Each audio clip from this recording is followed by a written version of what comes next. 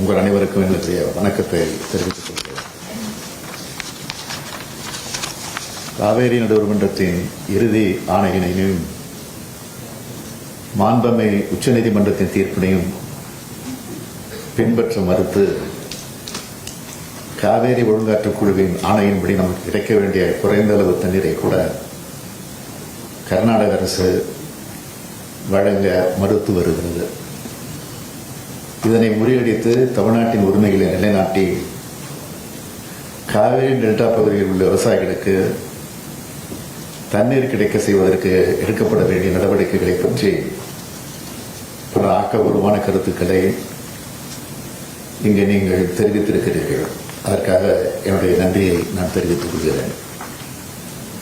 தமிழ்நாட்டுக்கு சட்டபூர்வமாக உச்சநீதிமன்ற தீர்ப்பின்படி கிடைக்க வேண்டிய நீரினை சென்ற ஆண்டில் கர்நாடக அரசு விடுவிக்காததால் வேளாண் பெருமக்களுக்கு கடும் பாதிப்பு ஏற்பட்டது.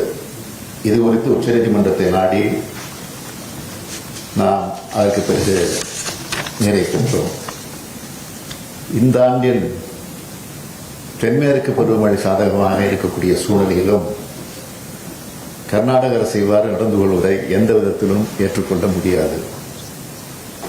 எனவே இந்த கூட்டத்தில் தெரிவிக்கப்பட்டிருக்கக்கூடிய கருத்துக்களின் அடிப்படையில் ஒருமனதாக எடுக்கப்பட்டிருக்கக்கூடிய இந்த முடிவுகளை நான் தீர்மானங்களாக இப்பொழுது படிக்கிறேன். தீர்மானம் 1. காவேரி நடுவர் மன்றம் 5/2/2007 அன்று அளித்த இறுதி தீர்ப்பையும் மாண்புமை உச்சநீதிமன்றம் 16/2/2018 அன்று அளித்த தீர்ப்பையும் அவமதிக்கும் வகையில் காவேரி நீர் ஒழுங்காற்றுக் குழு தற்போது ஆணையிட்டுள்ளவாறு தமிழ்நாட்டிற்கு காவேரி நீரை தர முடியாது என்று மறுத்துள்ள கர்நாடக அரசிற்கு இந்த அனைத்து கட்சி சட்டமன்ற கட்சி கூட்டம் தனது கடுமையான கண்டனத்தை தெரிவித்துக் கொள்கிறது. காவேரி நடுவர் மன்றத்தின் இறுதி தீர்ப்பு மற்றும் மாண்புமை உச்சநீதிமன்ற ஆணையின்படி தமிழ்நாட்டிற்கு காவேரி நீரை உடனடியாக விடுவித்தாக கர்நாடக அரசுக்கு ஆணையிடுமாறு காவேரி நதிநீர் மேலாண்மை ஆணையத்தினை இந்த அனைத்து சட்டமன்ற கட்சி கூட்டம் வலியுறுத்துகிறது.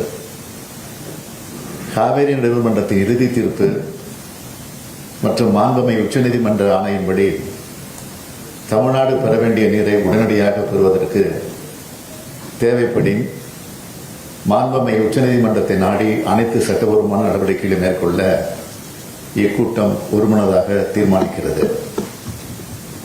இந்த தீர்மானங்களின் அடிப்படையில் தேவைப்படும் அனைத்து நடவடிக்கைகளையும் முழு மூச்சோடு மேற்கொண்டு காவேரி டெல்டா விவசாய உரிமைகளை இந்த அரசு நிலைநாட்டும் என உறுதியளித்து என்னுடைய உரையை நிறைவு செய்கிறேன். நன்றி.